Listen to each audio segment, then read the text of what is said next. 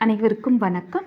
கவிஞர் இல்லோடு சிவா அவர்களின் உயிர்வதை என்ற கவிதை புத்தகத்திலிருந்து ஒரு கவிதை வாசிப்பது துரை திவ்யா. பிளிராத யானைகள் அவளின் இயக்கம்.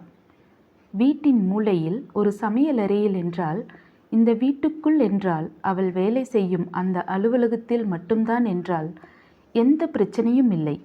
அவளை வேறெந்த வெளியிலும் முகம் காட்ட விருப்பமில்லாதவளாக ஆக்கிவிடலாம்.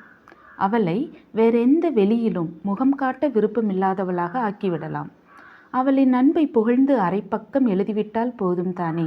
குழந்தைகளை உன்னைவிட யாரால் பார்த்து கொள்ள முடியும் என்று சொன்னால் போதும் தானே.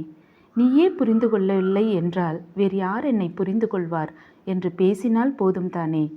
அங்குச வலியை அன்பென்றே பார்க்கட்டும் பிளிராத யானைகள். அங்குச வலியை அன்பென்றே பார்க்கட்டும் பிளிராத யானைகள். நன்றி.